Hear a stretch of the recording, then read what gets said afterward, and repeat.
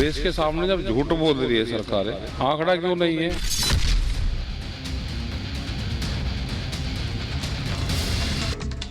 नमस्कार, मैं हूं आपके साथ हिमानी नैथानी और आप देख रहे हैं 5 का प्रहार। 5 का प्रहार में आज मैं बात करने वाली हूं किसान आंदोलन के चलते पिछले 1 साल में आखिर कितना नुकसान व्यापार को, कारोबार को हुआ है। क्योंकि एक रिपोर्ट जो सामने आई है, वो रिपोर्ट ये कहती है कि पिछले 1 साल में इस आंदोलन की वजह से 60,000 करोड़ का नुकसान हुआ है। 60,000 करोड़ मतलब ये इतनी रकम है कि इस रकम से कई स्कूल्स, कॉलेजेस और अस्पताल खोले जा सकते थे। न केवल इतना, बल्कि विकास की दिशा को एक नई उड़ान दी जा सकती थी। लेकिन आंदोलन जीवियों की जिद की वजह से ऐसा हो ना सका। और ये हम नहीं कह रहे हैं, ये कोई हमारी बनाई हुई रिपोर्ट नहीं है, बल्कि ये कैट यानी कि CIT की ये रिपोर्ट है, यानी कि confederation of all India traders की ये रिपोर्ट है, जिसके राष्ट्रीय महामंत्री यानी कि प्रवीण खंडेलवाल जो आज इस चर्चा में भी हमारे साथ जुड़ेंगे। हम जरा उनसे जानना चाहेंगे, समझना चाहेंगे आखिर वो क्या पैमाना था, किस बेसिस पर ये आंकड़े जो हैं वो सामने आए हैं। लेकिन ये आंकड़े ये बताते हैं कि इस वजह से दिल्ली हो, पंजाब हो, हरियाणा हो, इन 3 राज्यों को सबसे ज्यादा झटका लगा है। और जो मुख्य तौर पर पीड़ित है वो तो दरअसल दिल्ली है, क्योंकि दिल्ली ना तो कृषि प्रधान राज्य है, ना ही ये औद्योगिक राज्य है, तो इसको दूसरों पर ही निर्भर रहना पड़ता है। हम अगर अलग अलग राज्यों की बात करें, जो कि दिल्ली में 50,000 ऐसे ट्रक्स हैं जो कि आते हैं, माल ढुलाई की मैं अगर यहां पर बात करूं, और 30,000 दिल्ली से दूसरे राज्यों में भी जाते हैं। तो आवाजाही पर माल कई ऐसे जो पैमाने, इन्हीं पैमानों पर आज हमें बात करनी है कि आखिर कितना और किस तरह से असर पड़ा है। मेरे साथ यहाँ पर कुछ लोग भी मौजूद हैं। इनमें से कुछ कारोबारी हैं, व्यापारी हैं, जिनका अपना बिजनेस है। उस बिजनेस को किस तरह का नुकसान हुआ है, किस तरह की परेशानी आई है, जरा हम ये भी समझने की कोशिश करेंगे। इनके अलावा तमाम खास मेहमान मेरे साथ जुड़ेंगे। एक अलग पैनल होगा, प्रवीण खंडेलवाल जो कि कैट के राष्ट्रीय महामंत्री हैं, उनसे भी हम समझने की कोशिश करेंगे उन तमाम पैमानों को। लेकिन पहले आप देखिए ये रिपोर्ट।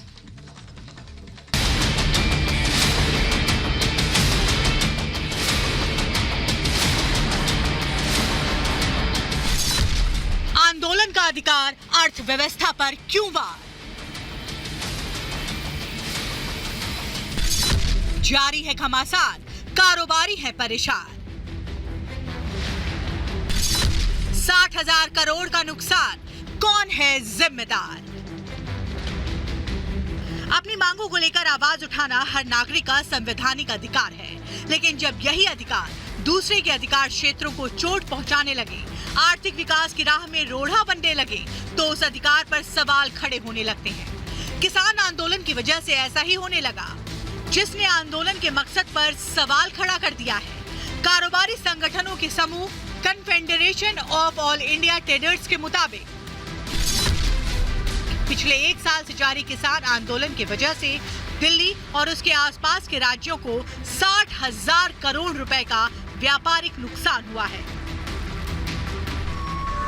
किसानों के 1 वर्ष के आंदोलन से देश में, खासतौर पर दिल्ली और दिल्ली के आसपास के राज्यों में लगभग 60,000 करोड़ रुपए के व्यापार का नुकसान हुआ है, जो निश्चित रूप से देश की अर्थव्यवस्था के लिए और देश के व्यापार के लिए एक बड़ा प्रश्न है।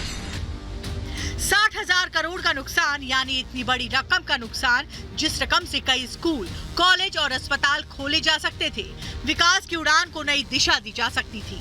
लेकिन आंदोलन जीवियों की जिद की वजह से आंदोलन की आग में 60,000 करोड़ की रकम जलकर राख हो गई है। पेट्रोल नुकसान हो रहा है, मेडिसिन नुकसान हो रही है, किराया फालतू का देना पड़ रहा है, मेडिसिन वगैरह हम लोगों की दिक्कत है, खराब हो रही है, कस्टमर उस हिसाब से आ नहीं पा रहा है। हट जाना चाहिए, अब तो हट जाना चाहिए। इनकी मांगे भी लगभग पूरी हो चुकी है। पूरा रास्ता ही ब्लॉक है, आने जाने हमें खुद डेली का 4 किलोमीटर घूम के जाना पड़ता है। अब आंदोलन करना तो किसी का कर सकते हैं, सब रामलीला मैदान में ट्रैक्टर या बस में बैठ के चले जाए, कहीं चले जाए। हम तो ये कहते हैं कहीं भी प्रदर्शन हो, उठ तो जाने चाहिए। कृषि कानून को लेकर पिछले 1 साल से किसानों का आंदोलन जारी है, जिसने न सिर्फ देश की अर्थव्यवस्था को प्रभावित किया, बल्कि स्थानीय लोगों का जीना दूभर कर दिया है। परिवहन और राज्य मंत्री नितिन गडकरी ने राज्यसभा में लिखित जानकारी देते हुए कहा कि भारतीय राष्ट्रीय राजमार्ग प्राधिकरण को 2,731 करोड़ 32 लाख रुपए के राजस्व का नुकसान हुआ है। नुकसान की रकम दिनों दिन बढ़ती जा रही है। सवाल उठ रहा है कि इस नुकसान का जिम्मेदार कौन है। राष्ट्रपति के हस्ताक्षर के बाद तीनों कृषि कानूनों को रद्द किया जा चुका है, लेकिन किसान नेता 6 और मांगों को सामने रखकर आंदोलन जारी रखने का ऐलान कर रहे हैं। कौन जा रहा वापसी? ये जो अफवाह चला रहे हैं, ये अफवाहें चल रही है। मुकदमे वापसी एमएसपी से बातचीत करे बिना यहाँ से कोई किसान नहीं जाएगा, न यहाँ से मोर्चे खाली हो रहे हैं। आंदोलन जारी रखने की बात करने वाले ये वही टिकैत है जो कल तक कृषि कानून को लेकर किसानों को भड़का रहे थे, लेकिन कृषि कानून वापस होते ही इनके तेवर बदल गए। आंदोलन खत्म करने से इनकार कर दिया। इन्हें इस बात से कोई फर्क नहीं पड़ता कि आंदोलन की वजह से स्थानीय लोगों को क्या परेशानी हो रही है, अर्थव्यवस्था को कितनी चोट पहुंच रही है। इन्हें तो मतलब है सिर्फ अपनी सियासत से। आंदोलन करना किसानों का अधिकार है, लेकिन बड़ा सवाल ये कि इस आंदोलन की वजह से हो रहे नुकसान का जिम्मेदार कौन है। Bureau report, Republic Bharat.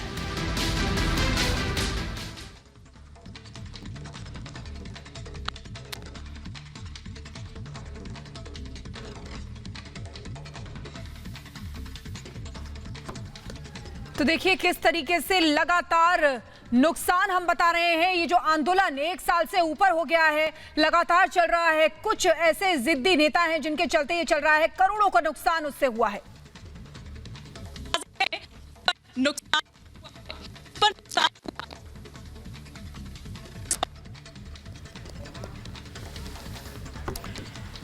तो देखिए आपको बता दें कि अर्थव्यवस्था पर लगातार असर इसका पड़ रहा है, क्योंकि जहां जहां बॉर्डर्स पर किसान बैठे हुए हैं, वहां वहां आसपास के गांव का रोजगार, बाकी की चीजें सभी ठप हो गई है। हर चीज, लोगों को आने जाने के लिए दिक्कत होती है, पेट्रोल उनका ज्यादा खर्च होता है। एक एक करके हमने आपको बताया कि किस तरीके से लोग परेशान हुए हैं, कितना नुकसान यहां पर देश को भी इन लोगों की वजह से झेलना पड़ा है। जो लोग वापस जाना चाहते हैं उनको भी वो अड़ियल जिद्दी नेता जाने नहीं देना चाहते, और लगातार हम आपको बता रहे हैं कि किस तरीके से वो आंदोलन को जारी रखने की धमकी दे रहे हैं, क्योंकि एमएसपी पे गारंटी उनको चाहिए। लेकिन जो 3 कृषि कानूनों को वापस, कृषि कानूनों का बिल जो था उसको वापस लेने की बात और मांग वो करते आए थे, अब उनमें उनको सब्र नहीं है। ये हम आपको बताते कि देखिए किसान आंदोलन पे CAIT की रिपोर्ट आई है कि देश को 60,000 करोड़ का नुकसान हुआ है, यानी कि 30 से 40% माल की ढुलाई इससे प्रभावित हुई है। रोज 50,000 ट्रकों की दिल्ली में एंट्री हुई है। 30,000 ट्रक दिल्ली से बाहर जाते हैं। तो देखिए किस तरीके से करोड़ों रुपए यहां पर इससे बर्बाद हुए हैं, स्वाहा हुए हैं इस आंदोलन के चलते। लेकिन इन नेताओं को, बड़े बड़े जो वहां पर किसान नेता बन के बैठे हुए हैं, उनको जरा भी ये नहीं दिख रहा है। ऊपर से धमकी और देते हैं कि 26 जनवरी एक बार फिर से दोहराई जाएगी। ये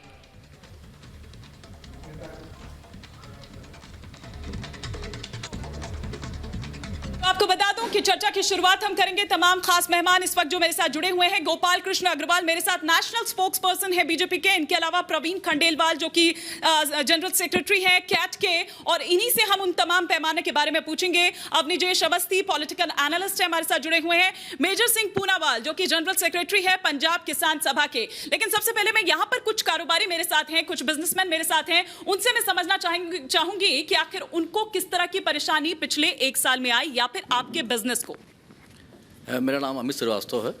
हम लोगों को डेली दिल्ली जाना होता है यहाँ से अपने कुछ कामों के लिए, लेकिन यहाँ से जैसे हम अमरपाली विलेज में रहते हैं, यहाँ से हमें सिर्फ बॉर्डर क्रॉस करने में 1 आवर का टाइम चाहिए होता है, जो 1 आवर का टाइम हमारे लिए बहुत ही कॉस्टली पड़ जाता है। बहुत से ऐसे काम होते हैं जिनके लिए हम सोचते हैं चलो आज नहीं जाएंगे कल जाएंगे, क्योंकि 1 घंटे का टाइम, जो काम हमारा 10 बजे ऑफिस पहुंचना है, हमें मीटिंग करनी है, अपने किसी कमर्शियल पर्पज़ के लिए जाना है, वो हमारा पर्पज़ सॉल्व नहीं हो पाता है। और उसके अलावा जो हमें कॉस्टिंग है, जो हमारा टाइम 10 मिनट में हम एक रोड क्रॉस कर सकते थे, वो हमें 1 घंटे में क्रॉस करना होता है। तो इससे आपके कारोबार पर, जो आप बिजनेस करते हैं, किस चीज़ का बिजनेस है आपका? जी हमारा अपना पर्सनल कुछ काम है, मतलब ट्रांसपोर्ट का काम है, कुछ अदर चीज़ों का काम है हमारा, लेकिन जिसकी वजह से हमें डेली दिल्ली जाना होता है। इस दिल्ली में मेरा ऑफिस है, लेकिन हम दिल्ली नहीं जा पाते। दिल्ली नहीं जा पाते हैं क्योंकि उनको बहुत ज्यादा कई घंटे उसके लिए लगते हैं। सर मैं आपसे समझना चाहूंगी कि आपको किस तरह की परेशानी पिछले 1 साल के दरमियान, जब से ये आंदोलन शुरू हुआ है, तब से आपके बिजनेस पर क्या असर पड़ा है और आपको किस तरह की परेशानी हुई है? नमस्कार, मेरा नाम सोनू मल्होत्रा है। खंडेलवाल जी को मैं अच्छी तरह जानता हूँ, हमारे चावड़ी यार के हैं खंडेलवाल जी, और हमारी एसोसिएशन के मेंबर भी हैं ये। तो जैसे कि हमारा business all over India based है, तो जितना भी माल जो दिल्ली से बाहर भेजना होता है हमको, और ट्रांसपोर्ट में इतनी ज़्यादा दिक्कत आ रही है, ट्रक की आवाजाही जो इनकमिंग और आउटगोइंग की बहुत ज़्यादा दिक्कत है, टाइम ज़्यादा लग रहा है, सामान ग्राहक को लेट मिल रहा है। तो अब जो ग्राहक जो है दिल्ली से माल ना लेकर के अदर स्टेट से माल ले रहे हैं, तो इसलिए बहुत ज़्यादा धंधा इंपैक्ट कर रहा है दिल्ली वालों को, तो खास तौर से यही सबसे बड़ा इंपैक्ट आ रहा है कि माल जब यहाँ से जो दिल्ली से नहीं लेकर के वो हिमाचल से या पंजाब से या हरियाणा से ले रहे हैं, दिल्ली वालों का माल बिकना ही बंद हो गया बहुत कम, क्योंकि दिक्कत आ रही है ट्रांसपोर्टेशन की वजह से। ट्रांसपोर्टेशन की वजह से देखिए, मैं लगातार यहां पर कह रही हूं कि 50,000 ऐसे जो दूसरे राज्यों से दिल्ली में एंटर करते हैं, और दिल्ली से अगर बात करें दूसरे राज्यों में जो जाते हैं 30,000 ऐसे ट्रक्स जो हैं। और ये मैं उस रिपोर्ट के आधार पर यहां कह रही हूं। कुछ महिलाएं भी मेरे साथ यहां पर हैं, इनसे पूछते हैं क्या आप कोई बिजनेस करती हैं, या आपके घर पर कोई और हस्बैंड या भाई या कोई जिस पर असर पड़ा हो?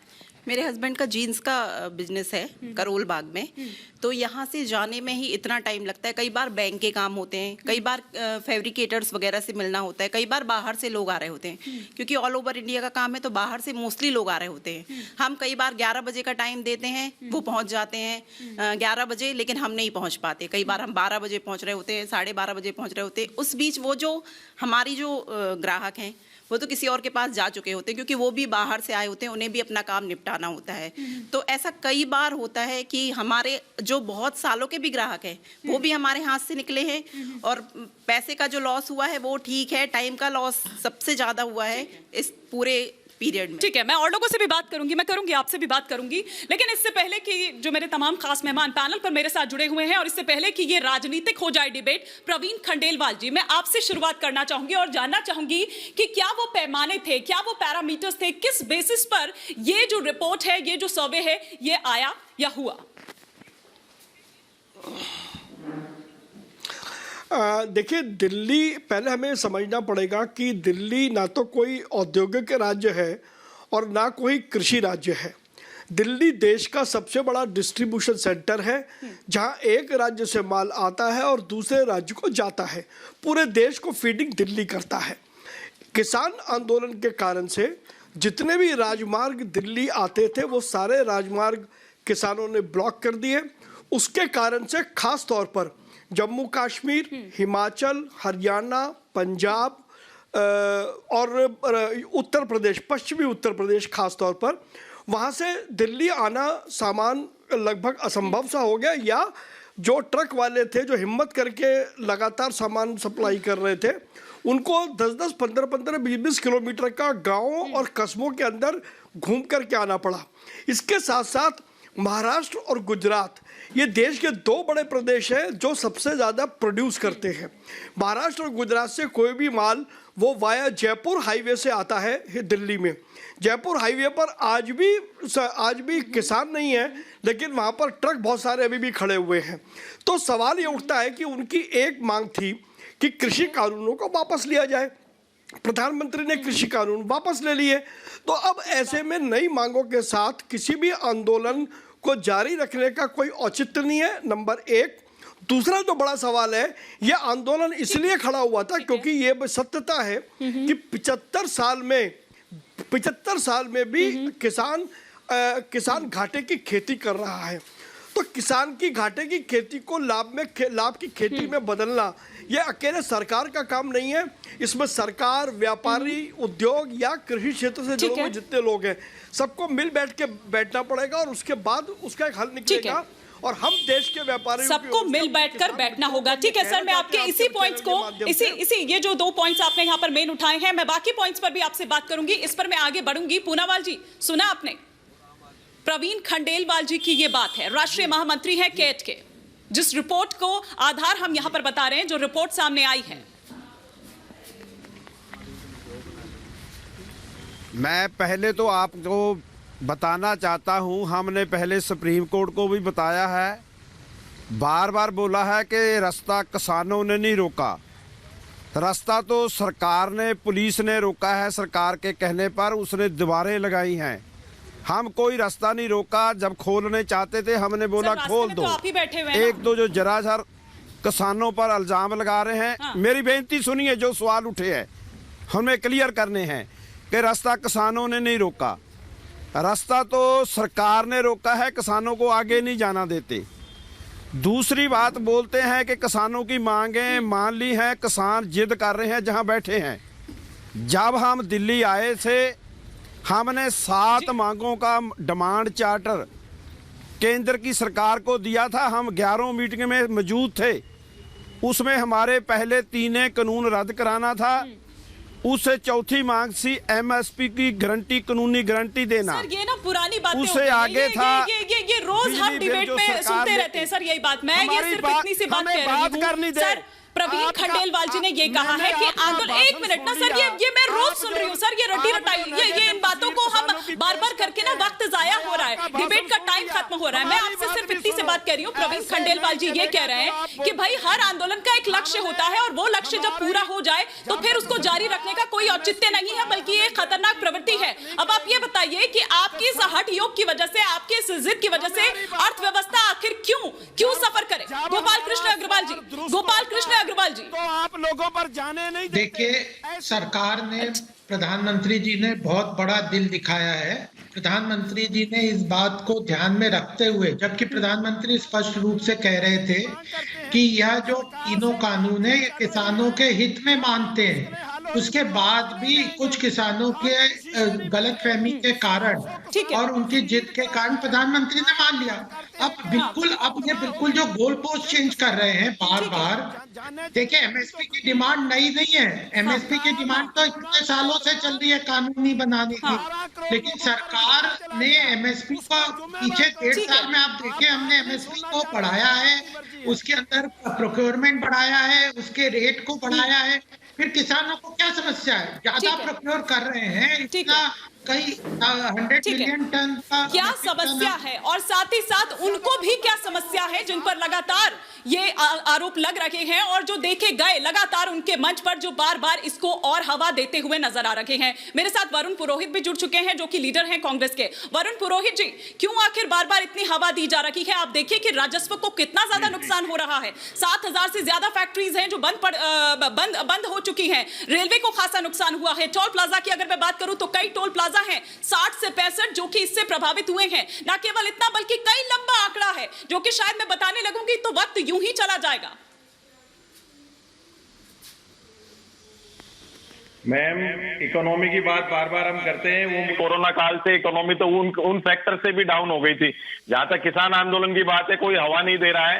इनकी जो पूरी मांगे थी, मोटी मांग तो एक मान ही ली गई है। हालांकि वो बात अलग है, 700 किसानों को बलिदान के बाद मांगी गई, लेकिन आप ये देखिए 700 किसान जिनके शहीद हुए उनका आंकड़ा नहीं है। उनका आंकड़ा गवर्नमेंट ऑफ इंडिया का एक रेस्पॉन्सिबिलिटी होती है। इतना बड़ा आंदोलन हुआ देश में। मेरे पीछे लोग देख रहे हैं यहाँ पर, ये मेरे पीछे कुछ लोग आप देख रहे हैं। सर सुनिए वरुण पुरोहित जी, वरुण जी, ये मेरे पीछे भी कुछ लोग यहाँ पर हैं। इनका भी बिजनेस, इनका व्यापार जो है वो ठप हो चुका है पिछले 1 साल में। इनके आगे भी रोजी रोटी की समस्या पैदा हो गई है। छोटे छोटे बच्चे हैं, उनको किस तरह से स्कूल भेजें, क्योंकि फीस भी आपको देनी है, भले ही आपकी ऑफलाइन क्लासेस हो या ऑनलाइन क्लासेस। सुनिए पहले, सुनिए, नहीं, सड़क से संसद तक आप बड़ा संग्राम करते हैं, धरने पर बैठते हैं रोज। आप नहीं, सुनिए पहले मेरी बात सुनिए।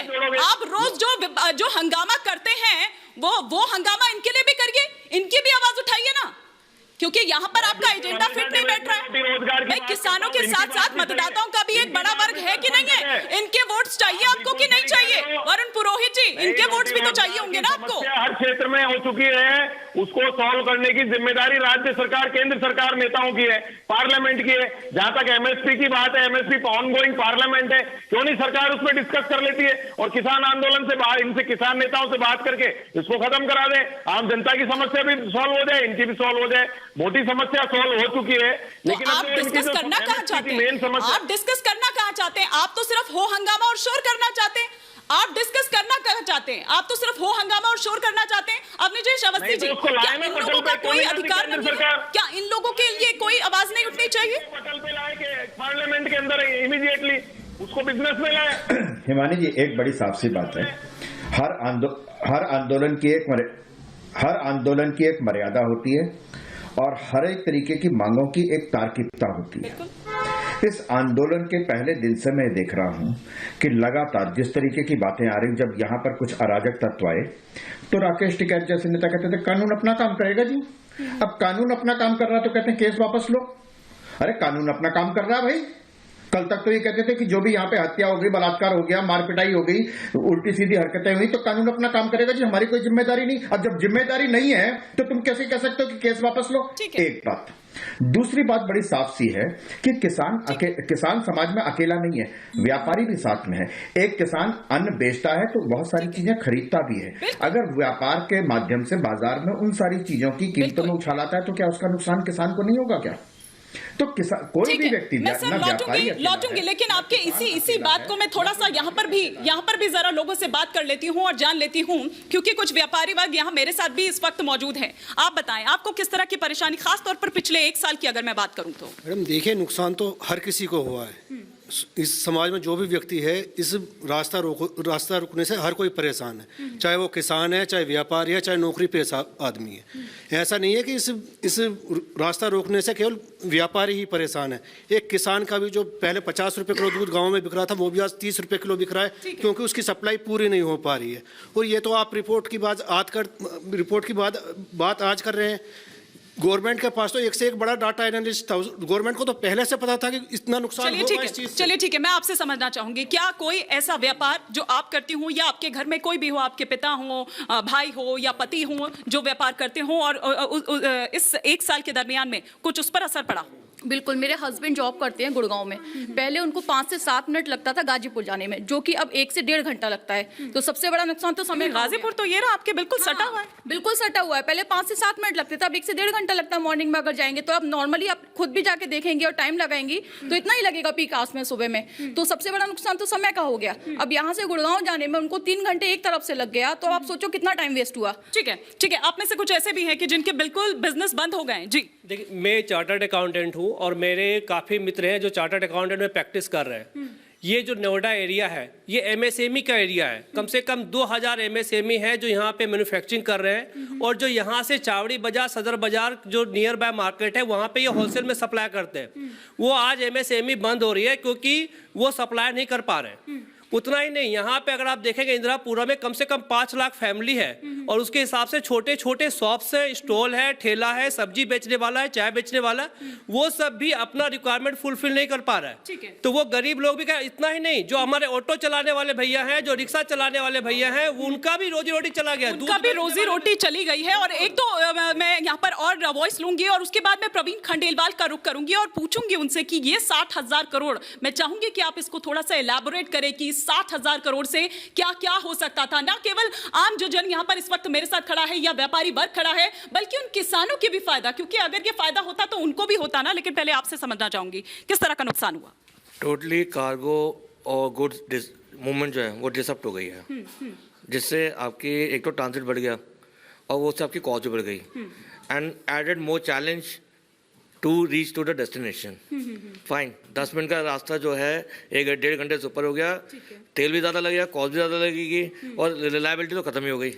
रिलायबिलिटी जो कि सबसे बड़ा सवाल है, वो तो खत्म ही हो चुकी है। मैम, आप कुछ कहना चाहेंगे? बिल्कुल मैम, देखिए मेरे हस्बैंड एक MNC कंपनी में काम करते हैं। ये सोच करके हमने आज से 1 साल पहले बिजनेस डाला था पटपड़गंज में, and you can't believe 50 lakh से हमने स्टार्ट किया और वो 50 लाख मेरा डूब गया, क्योंकि इस टाइम वो बिल्कुल बंद पड़ा है। और ये बात बिल्कुल फैक्ट है कि 50 लाख का नुकसान झेलने के बाद हम किस कंडीशन में होंगे, वो भी एक जो प्राइवेट जॉब करता है।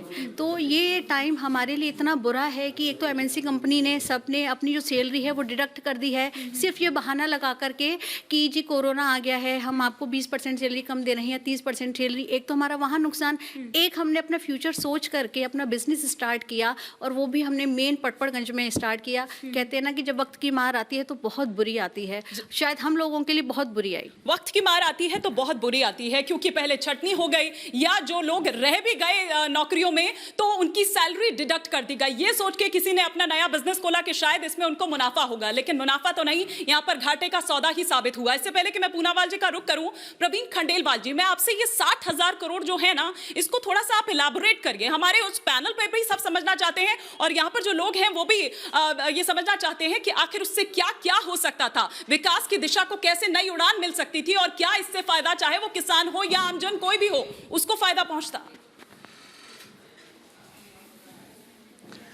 देखिए, यदि ये 60,000 करोड़ रुपया अर्थव्यवस्था में आता तो 60,000 करोड़ रुपए का जो चक्र था वो घूमता, और 60,000 करोड़ मल्टीप्लाई होकर के ये लगभग 80-90 हजार करोड़ रुपए हो सकता था, जिससे कम से कम 20 बड़े हॉस्पिटल जो बन सकते थे दिल्ली और दिल्ली आसपास के क्षेत्रों में, कम से कम 500 स्कूल बन सकते थे हायर सेकेंडरी लेवल तक के, जहां पर बच्चों को शिक्षा मिल सकती थी।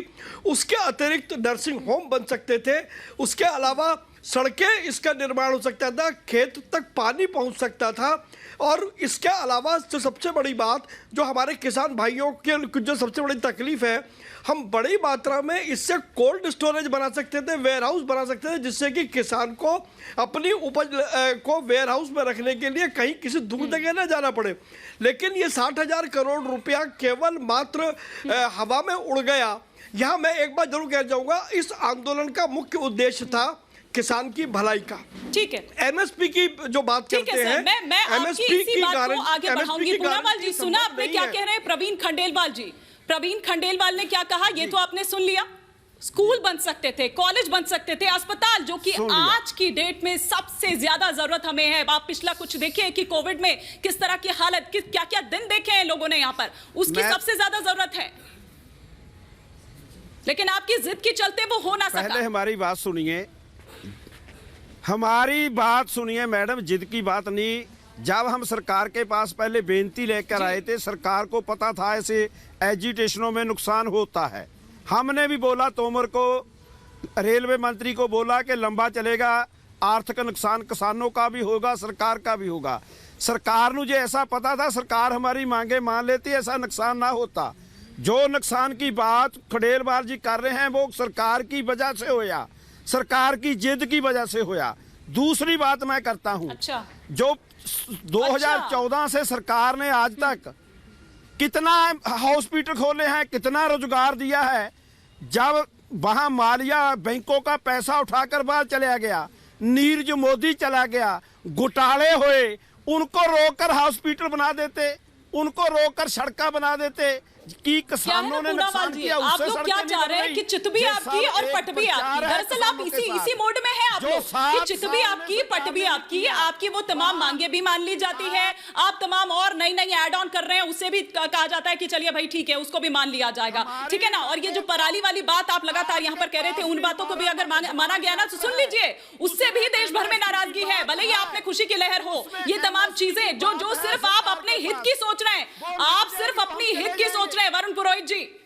नहीं, हम देश के अरे नहीं, अभी तो आप पता नहीं और कौन कौन से ले आएंगे कि अब इतना नुकसान हुआ है, ये नुकसान हुआ है, कुछ ट्रैक्टर भी नहीं खरीद के दे दो, अब उनका टायर पंचर हो रहा है तो टायर भी आप ही बदलवा दीजिएगा। अग्रवाल जी बदलवा दीजिएगा, अभी और नई मांगे आएंगी। वरुण पुरोहित, आप केवल टीवी सरकार के लिए चला रहे हैं, आपका टीवी सरकार का प्रचार करता है, लोगों के विरोध करता है, किसानों के।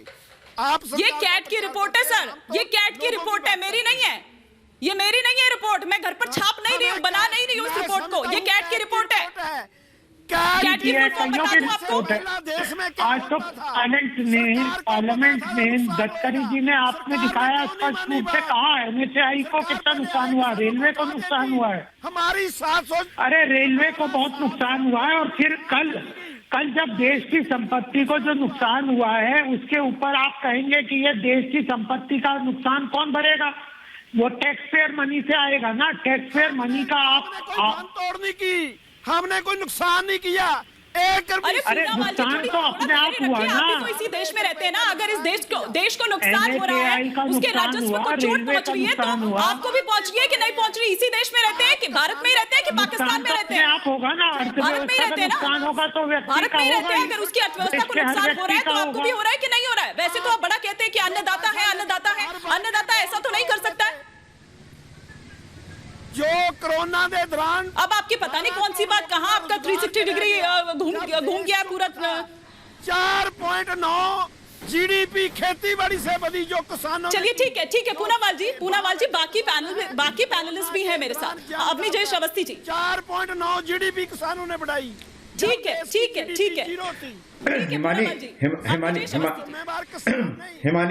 हिमानी एक बड़ी साफ सी बात है, बड़ी साफ सी बात है। इस आंदोलन में राजनीतिक और राजनीति को नकारा नहीं जा सकता, बड़ी साफ सी बात है। क्योंकि पंजाब में तो कॉन्ट्रैक्ट फार्मिंग हो रही है और यहाँ कॉन्ट्रैक्ट फार्मिंग का विरोध कर रहे हैं। 5 साल से कॉन्ट्रैक्ट फार्मिंग कर रहे हैं सरदार जी वहां बैठ करके। वहां पराली जलाने पे कानून है इनको जेल का, उसका विरोध नहीं किया इन्होंने। ये देश की जनता को मालूम है या नहीं? इसलिए एक सीधी सी बात है, उच्चतम न्यायालय में मामला लंबित है। उच्चतम न्यायालय स्वतः संज्ञान ले, जब यह कानून वापस हो गया तो किसी को भी इस कानूनों के विरोध में कोई भी आंदोलन, हड़ताल और किसी का भी रास्ता रोकने का कोई हक नहीं है। क्योंकि राजनीति ये संसद में अब नहीं हो सकता। ये अब ये सिर्फ न्यायालय के थ्रू होगा और न्यायालय को, उच्चतम न्यायालय को स्वतः संज्ञान लेकर के इस मामले को कहना चाहिए कि हमने कमेटी बनाई, वो आपने स्वीकार नहीं की, आपने उच्चतम न्यायालय को नहीं माना। जो 26 जनवरी में जिन्होंने किया उनके क्या हाल होना चाहिए वो उच्चतम न्यायालय को बताना चाहिए। जिन्होंने वहां पे बलात्कार किया, हत्या किया, आदमी को हाथ पैर काट करके टांग दिया, उनके खिलाफ क्या होना चाहिए, ये सारी चीजें उच्चतम न्यायालय को अपने स्वतः संज्ञान लेकर के इस आंदोलन के बारे में एक सही निर्णय देना चाहिए। ठीक है, कुछ और भी लोग मेरे साथ यहाँ पर हैं, मैं जरा बात कर लेती हूँ। जी, आप कुछ कहना चाह रही हैं? मेरा नाम प्रियदर्शनी है। मेरा खुद का बिजनेस नहीं है, बट मेरे एक पहचान वाले हैं जिनका बिजनेस है।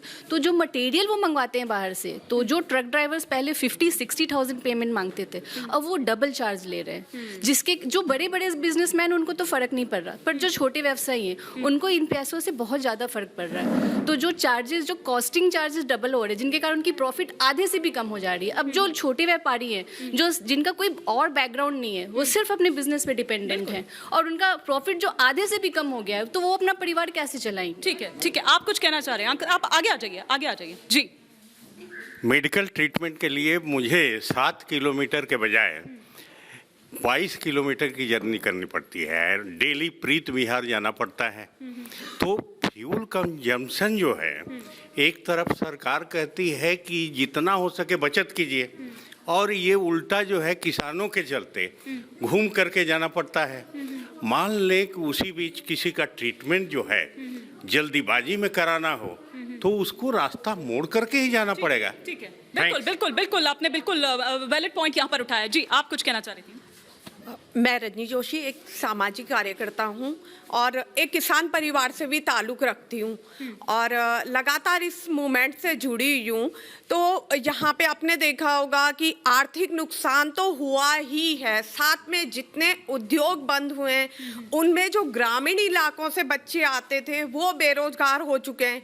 एक तो महामारी की मार, ऊपर से आप जानते हैं कि एक आम आदमी बैंक से लोन लेके अपना बिजनेस खड़ा करता है और किन मानसिक परिस्थितियों से वो भी गुजरता है। तो आपसे निवेदन है, एक कदम सरकार ने लिया, एक आप लीजिए और बीच का रास्ता निकालिए, जो कि ऑलरेडी जिसके लिए प्रोसीजर शुरू हो चुका है। तो एक कदम अगर सरकार आगे बढ़ी है तो एक कदम आप भी साहब आगे बढ़िए। बहुत बहुत शुक्रिया आप सभी का मेरे साथ इस चर्चा में जुड़ने के लिए और आप लोगों का भी बहुत बहुत शुक्रिया। फिलहाल समय मेरे पास इतना ही था। एक छोटे से ब्रेक के लिए हमें यहाँ पर रुकना होगा।